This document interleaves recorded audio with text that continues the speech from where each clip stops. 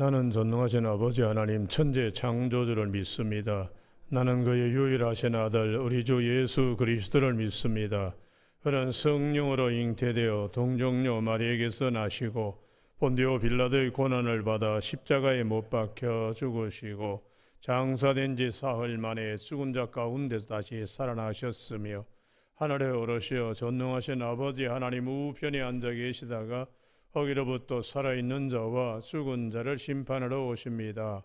나는 성령을 믿으며 거룩한 공교회와 성도의 교제와 죄를 용서받는 것과 몸의 부활과 영생을 믿습니다. 아멘. 오늘 아침에는 어제 아침에 이어서 데살로니가 전서 5장 21절 22절 두 절의 말씀입니다. 같이 읽습니다. 데살로니가 전서 5장 21절 같이 읽습니다. 범사에 헤아려 좋은 것을 취하고 악은 어떤 모양이라도 버리라. 아멘. 오늘 이 말씀을 중심으로 주님이 기뻐하실 열매 맺는 여정 이라는 제목으로 말씀을 나누겠습니다. 주님께서 열매에 관한 말씀을 많이 하셨습니다. 좋은 열매도 있지만 나쁜 열매도 있다고. 그러면서 그 열매로 그들을 알게 된다고 주님께서 마태복음 7장 20절에서 말씀합니다.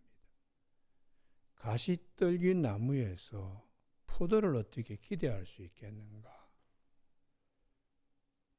주님께서 마지막 때의 그날에 주여 주여 하고 내가 선지자 노릇도 하고 귀신도 쫓아내었습니다 할 때에 열매가 없기 때문에 나는 너희들을 도무지 알지 못한다.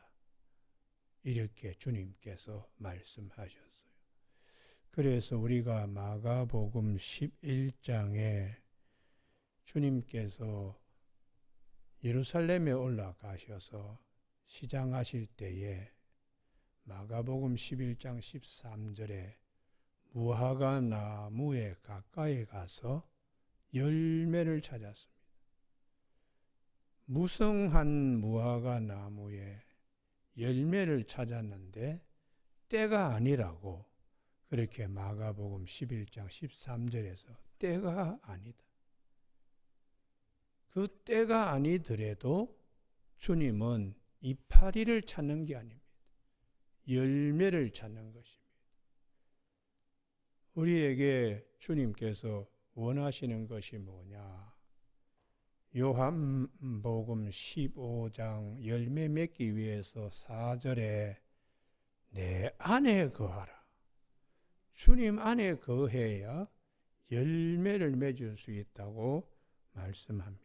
그러면 열매를 맺도록 하기 위해서 나도 너희 안에 있으리라 이렇게 말씀하십니다. 가지가 포도나무에 붙어 있지 아니하면 스스로 열매를 맺을 수 없음같이 너희도 내 안에 있지 아니하면 그러하리라. 나는 포도나무에 너희는 가지라.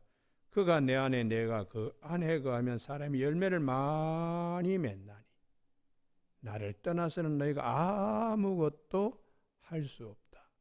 열매를 많이 맺기를 주님은 원하시면서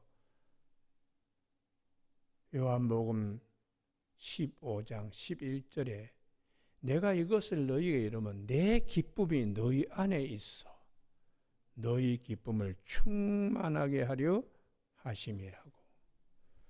주님께서 우리에게 말씀하시는 것은 우리의 인생의 여정에서 마지막 주님 앞에 설 때에 열매를 주님이 보실 텐데 이 열매를 맺는 인생의 여정이 되어야 된다.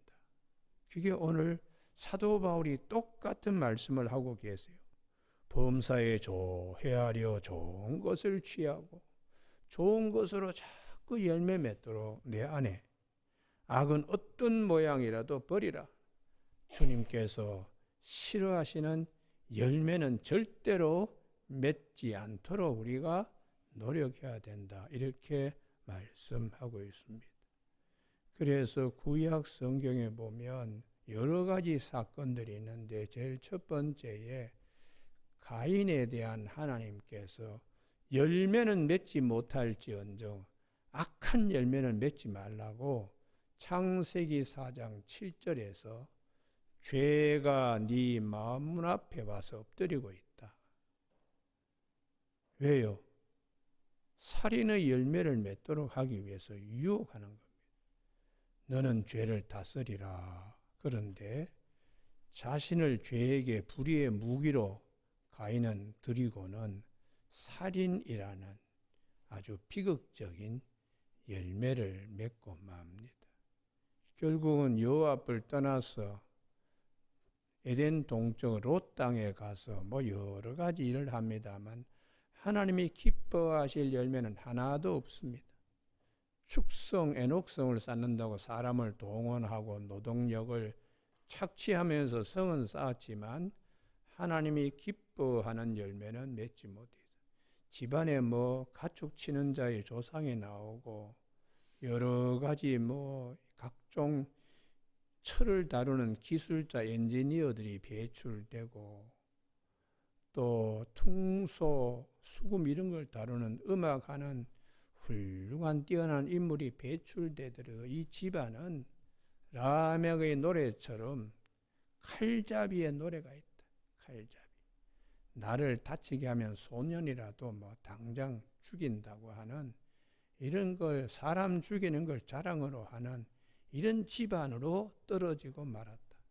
그런데 다른 아들 셋은 에노스 때에 하나님의 이름을 불렀다고 하나님이 기뻐하시는 열매를 가인은 마음문에서 이게 결정났다는 거죠. 결정력. 그래서 구약의 많은 말씀은 우리 마음에 대한 말씀입니다.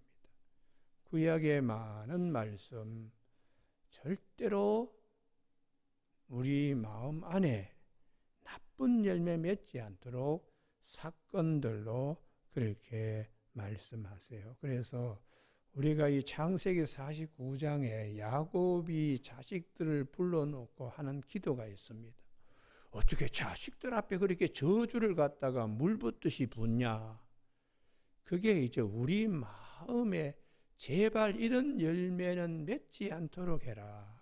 누벤에 대한 얘기를 할 때 너는 아비의 침상을 더럽혔다.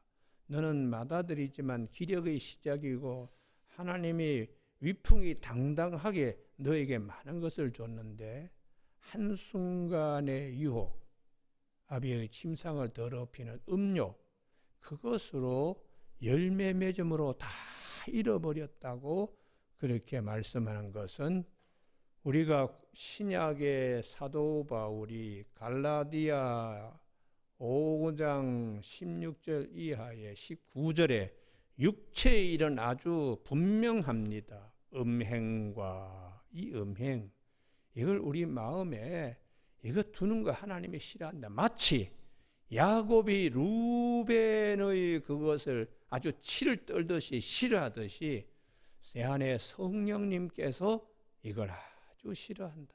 이렇게 성경은 가르쳐주고 있기 때문에 악은 어떤 모양이라도 버리고 좋은 것을 취해라. 레위하고 시몬이 세겜 성에서 있을 때에 누이 디나가 가서 성폭행 당한 것에 대한 분풀이로 그들을 마구잡이로 살인하잖아요.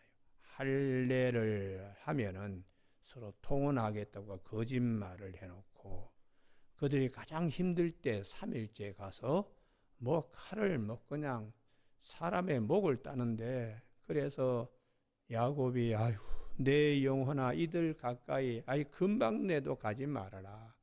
이들에게는 아주 혹독한 일이 있을 것이라고 왜 그렇게 저주를 퍼부었을까? 이게 치를 떠는 야곱의 마음과 같이 우리 안에 성령님께서 이런 열매를 맺는 인생의 여정은 싫어한다는 것을 이제 가르쳐 주는 거죠. 반대로 유다 같은 경우는 뭐 아낌없는 축복을 야곱이 그 남은 시간에 숨을 헐떡이며 몰아가면서 그냥 축복합니다. 그 축복의 내용은 실로가 오시기까지 홀과 그 홀이 떠나지 않고 무릎 사이에 지팡이가 떠나지 않도록 그렇게 축복하는 거죠. 그러니까 예수님이 오실 때까지 왕이 가지고 있는 그런 축복을 유다 지파는 갖게 될 것이라고. 그러니까 우리도 마찬가지로 성령이 원하시는 것은 주님 앞에 서는 날까지 그분을 사모하고 그분을 사랑하는 마음으로 우리에게도 하나님 아버지께서 홀도 주시고 지팡이도 주신 것을 잘 가지고 인생의 여정을 걸어가야 된다. 그렇게 말. 요셉에 대해서는 무성한 가지라 그 가지가 담장을 넘어서 이웃에게까지 그늘이 될 정도로 뭐 요셉에 대해서는 엄청난 축복을 하죠. 마찬가지로 성령님께서 우리의 여러 가지 하나님이 기뻐하시는 일들을 우리의 지경을 넓혀서 유대인은 이방인을 사랑하고 이방인은 이웃을 사랑하고 이렇게 그늘이 되는 그걸 성령님이 굉장히 기뻐하신다는 것이에요. 여러분 그래서 구약의 모세 오경에 대한 모든 말씀은 우리 마음에 대한 것을 레위기 19장 2절에서 나는 거룩하니 너희도 거룩하라. 그게 이제 마음에 열매 맺는 삶을 두고서 말씀합니다. 그 중에 가장 참 가슴 아픈 일이 민수기 14장과 민수기 25장입니다. 민수기 14장은 지도자들이 가나안 땅에 들어 돌아와 가지고 그 포도송이를 큰 걸 가져오고 석류 열매를 가져왔음에도 불구하고 그냥 백성들에게 거짓 선동하는 거예요. 이게 들어가지도 못하고 본인들도 들어가지도 못하고 백성들도 가나안 땅에 들어가지 못하도록 회방하는 것인데 그게 지도자들의 큰 잘못입니다. 애굽으로 돌아가자. 이게 왜 그렇게 하나님이 화를 내셨나? 똑같은 케이스가 그들의 열매로 그들을 알리라 하는 말씀 앞에 넓은 문으로 넓은 길로 가시오. 이게 거짓 선지자의 획책이기 때문에 쉽습니다. 우리가 어렵게 살 필요 있습니까? 그런데 주님께서는 좁은 문으로 들어가라. 좁은 길, 협차가 사람이 거의 찾지 않지만 그 길로 가라. 예수 그리스도를 바라보는 이 믿음과 그분이 기뻐하시는 열매 맺는 길로는 사람들이 다 부담스러워요. 그렇지만은 그들의 열매로 그들의 안다고 주님은 그렇게 말씀하시기 때문에 민수기 14장의 10명의 지도자와 2명 여호수아 갈렙 이렇게 어둠의 자식들과 빛의 자녀들로 확 하나님이 구별시켜 주신 것은 오늘도 우리에게 똑같이 성령님은 분별의 영을 갖도록 말씀하세요. 그리고 가장 가슴 아픈 게 민수기 25장입니다. 거의 뭐 가나안 땅을 눈앞에 두고서 2만 4천 명이 그냥 연병으로 돌아가잖아요. 그 군인들 2만 4천 명 같으면 4인 가족 기준으로 하면은 도대체 얼마의 가정들이 울음바다가 되었겠어요.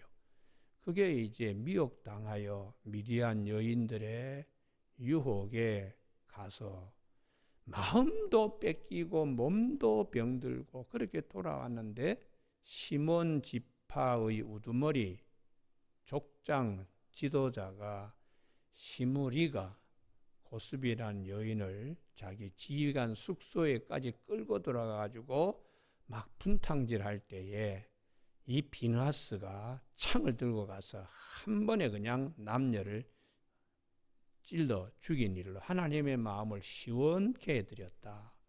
이게 이제 오늘 우리 속에도 이런 육체의 일이 기어 들어와서 막 뒹굴 때에 비누아스의 창과 같이 그렇게 처리하는 것을 하나님은 기뻐하신다고 말씀하는 것입니다. 그 과거의 역사인데 뭐건 나와 무슨 상관이 있나? 아닙니다. 나와 밀접한 관계가 있는 사건입니다. 여러분, 그래서 주님께서 마가복음 5장에 거라사인 귀신 들린 자에 대한 얘기를 왜 하시나? 우리한테 하는 거예요. 우리한테. 귀신이 그냥 군대 마귀가 들어가서 이 사람을 그냥 두지 않습니다. 하여튼 소리도 꽥꽥 지르고 거차는 것도 무덤이고 쇠사슬도 막 끊지만 비정상적인 거예요. 그 이유는 병들었기 때문에. 그래서 귀신을 쫓아내었더니 2,000마리 돼지떼 속에 들어갈 정도로 잡다한 귀신이 있는 거예요. 우리도 하루 생활하면서 온갖 생각이 찾아옵니다. 2,000가지만 찾아오겠어요? 그때에 우리가 정한 마음을 가져야 이런 것들에게 사로잡히지 않습니다. 그게 주님이 원하시는 거고, 귀신을 쫓아내준 말씀을 하는 것은 하루에도 수만 가지 생각이 오고 갑니다. 그때에 우리 안에 자리 잡지 못하도록 말씀하는 것이죠. 구약 성경에 뭐 여러 가지 말씀이 있습니다만 다 나를 위한 말씀인데, 오늘 아침에 별로 찾아보지 않는 다윗의 고산자에 해당되는 아사 임금에 대한 부분을 찾아야 돼요. 구약 성경 열왕기상 15장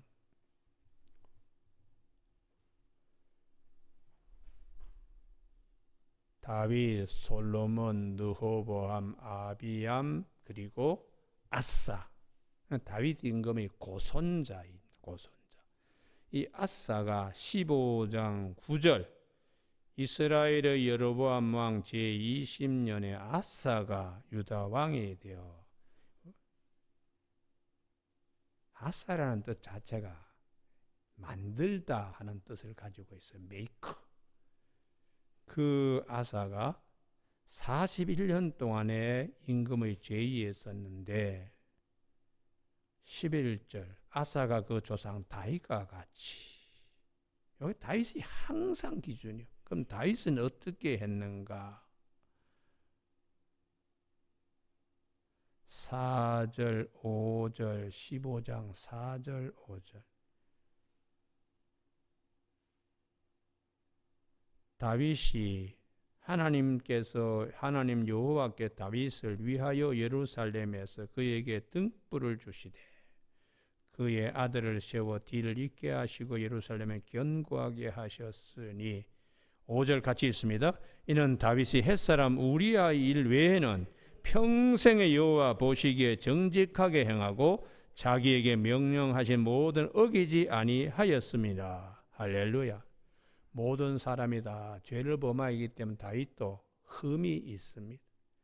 그러나 다윗의 일생의 여정은 하나님이 기뻐하시는 열매 맺는 일로, 죄를 음행을 저질렀더라도 금방 회개해 버리잖아요.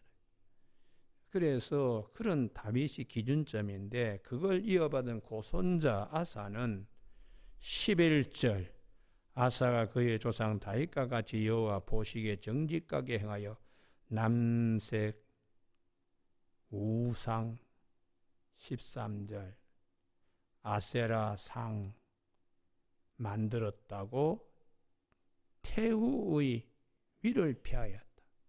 자기 어머니라도 하나님이 기뻐하지 아니하시면 끌어내렸다. 이만큼 비느하스의 열정이 이 아사에게 있는 것이에요. 그리고 그 우상을 찍어 기드론 시냇가에 불살랐으나, 그 다음에요 14절, 다만 산당은 없애지 아니하리라. 이게 하나님의 아쉬움입니다. 다윗과 같이 그냥 모든 것이, 그러니까 다윗은 우리아의 철을 범한 흠이 있다면 이 아사는 산당 폐위를 해야 되는데 이 산당을 폐지를 못하는 거예요. 백성들이 다 여기 가서 기도하면 복 받는다는 기복 시간에 신앙에 빠지고, 솔로몬도 거기 가서 1000번째 드림으로 하나님의 음성 듣게 했으니까 이거를 정리를 못합니다. 우리 마음에도 그렇죠. 하나님, 뭐 이것저것 제가 참 정결하게 살려고 그러는데 노력해 봤습니다. 그러나 이 복만큼은 내가 꼭 받아야 되기 때문에 하고 내 안에 산당을 가지고 있는 걸 하나님은 원하지 않아요. 그것까지도 그냥 그래서 거기에 대표적인 인물이 사도 바울입니다. 배설물로 여겼다.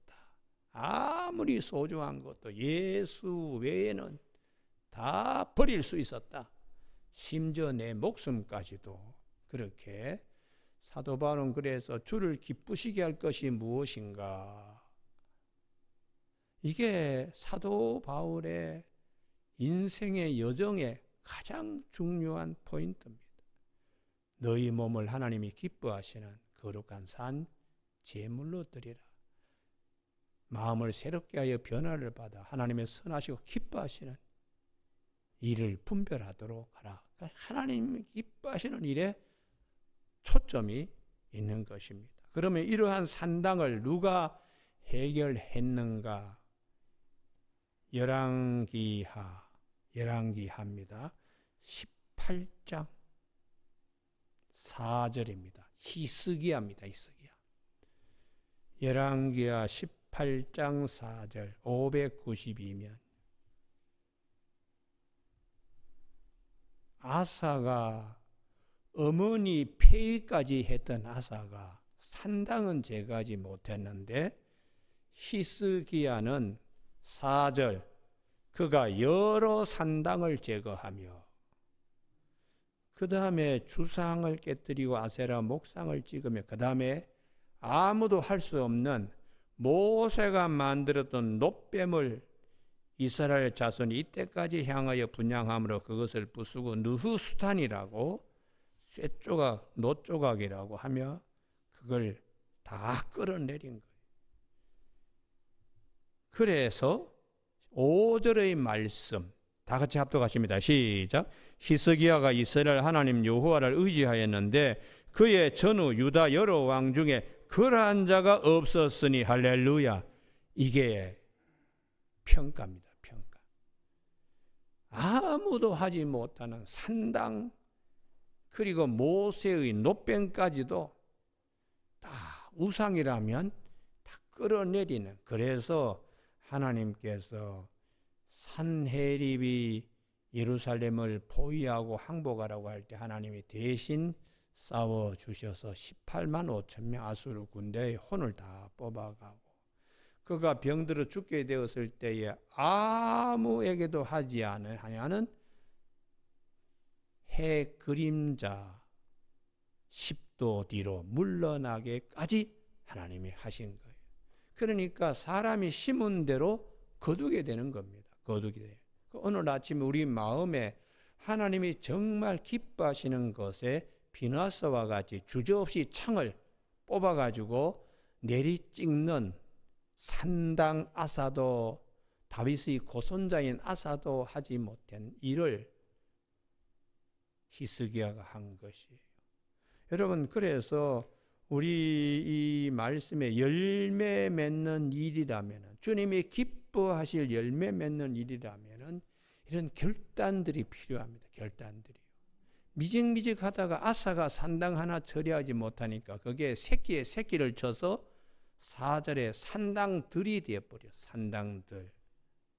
그리고 북쪽의 아합 때에 이세벨을 끌고 들어와서 바알과 아세라를 섬긴 것처럼 우리가 착각하기 쉬운데 아닙니다. 남쪽에 아까 이제 아사 있죠. 아사 어머니 이 마가가 아세라 상을 끌고 들어온 거예요. 그러니까 북이스라엘이 아니고 남유다부터 노업신을 끌고 들어왔습니다. 그러니까 그 다윗의 고손자 아사가 자기 어머니 마가가 한 일이 아주 그냥 혐오스럽다. 아예 그냥 진절머리 난다. 이런 마음으로 태후의 자리도 박탈했다. 그러니까 이 정도 여호와의 열심이 있는 아사인데 그가 산당은 제하지 못했다. 그 산당은 히스기야가 아주 그냥 비느하스 열심으로 그냥 이걸 제거하고, 그리고는 모세의 노뱀요. 이건 누가 감히 건들 수 있겠어요? 백성들 거기 가서 다 뭐 하면은 효염 있다고 가는데, 그것도 하나님이 싫어하시는 걸로 알고 우상처럼 여기니까 그것도 다 박살내버리는 이 히스기야, 하나님을 정말 기쁘게 했지요. 그래서 그가 참 하나님의 은혜를 많이 입었는데, 역시 히스기야도 한 가지 흠이 있습니다. 이 모든 일을 내가 아니라 하나님이 해 주신 것에 대한 은혜를 고백하지 못했어요. 바벨론 임금이 신하들을 보내가지고 어떻게 태양의 뒤로 10도 물러가게 하고 죽을 히스기야 어떻게 살아났나? 그러면 하나님의 은혜였습니다, 이렇게 고백해야 되는데 이게 되지 않은 거예요. 이 고백을 누가 했느냐? 사도 바울이 하고 있습니다. 고린도전서 15장 10절에 나의 나된 것은 하나님의 은혜로다. 이게 오늘 우리들 가운데 이게 이제 흘러서 들어오는 거예요. 할렐루야. 그러니까 이스라엘의 수많은 역사와 사건의 말씀이 내 안에 이렇게 쑥 사도 바울을 통하여 배설물에 대한 말씀과 나의 나된 것이 전적인 하나님의 은혜라고 하는, 이게 참 우리가 입어야 될 옷입니다. 우리가 맺어야 될 감사의 열매요. 그래서 주님께서 이렇게 말씀합니다. 여기를 꼭 찾으셔야 돼요. 마태복음 22장 11절. 제가 장절을 제대로 외우는지 모르겠습니다. 마태복음 몇 장이라고요? 22장 11절. 예, 맞네요. 마태복음 22장 11절. 예복에 대한 말씀. 예복에 대한 말씀. 오라고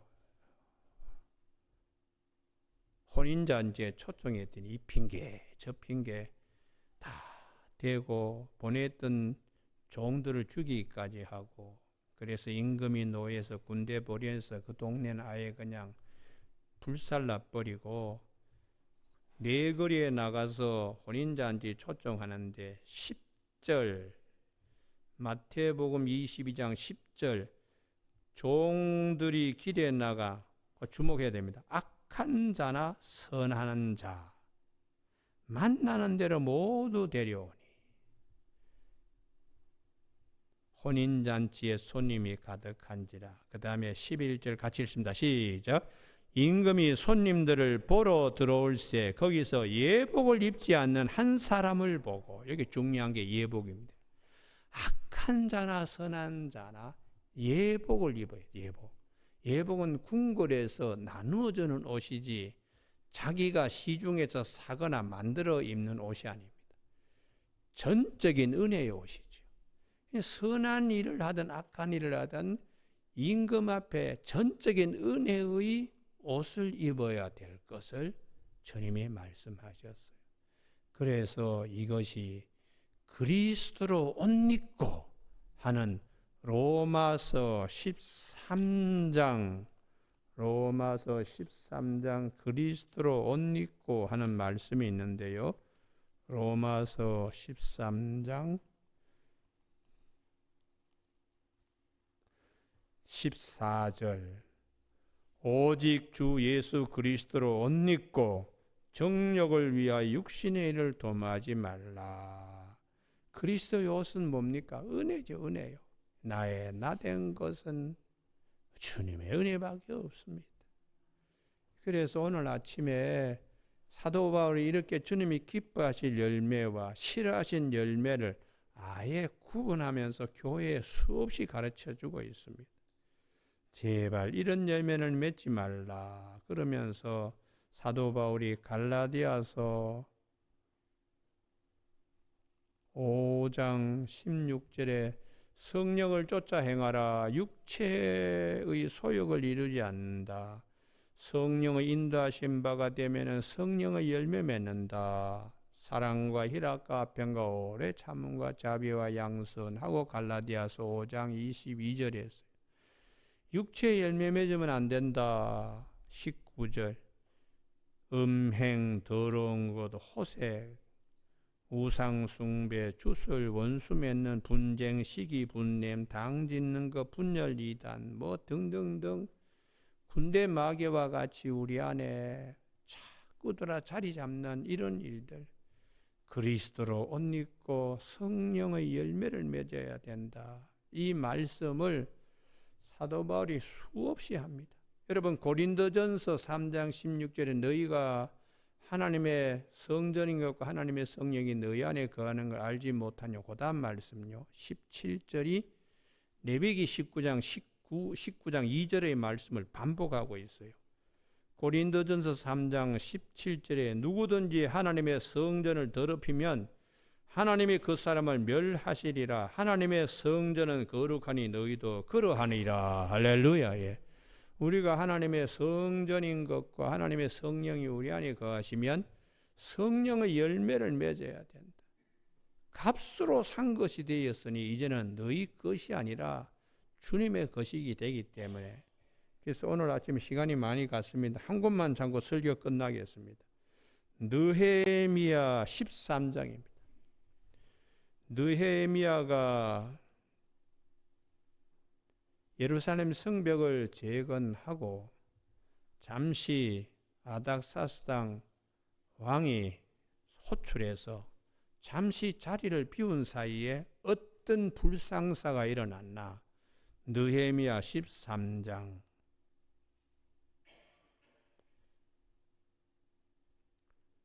하나님의 말씀대로 1절 암몬과 모압 사람은 영원히 하나님 총회에 들어오지 못하는데 이게 막 뒤섞여 있는 거예요. 예루살렘 성전도 지어놓고 예루살렘 성벽도 있는데 이게 이스라엘 사람인지 암몬 족속인지 하여튼 막 섞여가지고 이거 탁 정리합니다. 그래서 3절에 섞인 무리를 이스라엘 가운데서 분리했다. 우리 마음에도 성령이 기뻐하시는 일인지 아닌지가 이게 분리되어야 돼. 이게 과거 역사가 아니라 우리를 향하신 하나님의 말씀입니다. 가장 가슴 아픈 것은 성전의 도비아가 자리를 떡 차지하고 있는 거예요. 5절. 원래 그 방은 하나님께 드리는 소제물이나 거제물을 드리는 곳인데, 도비아라고 하는 이 산발렛 사마리아 총독의 친구 도비아가 떡 돌아가지고 얼마나 예루살렘 성벽 지는데 해방했습니까? 이걸 어리석게 대제사장 엘리야십이 또 이렇게 내주고 있는 거예요. 그래서 이걸 알고 느헤미야가 돌아와서 막 집어 던집니다. 그의 세간이고 뭐고 다 집어 던지고 다 정결하게 해서 원래대로 소제물이 있는 곳으로.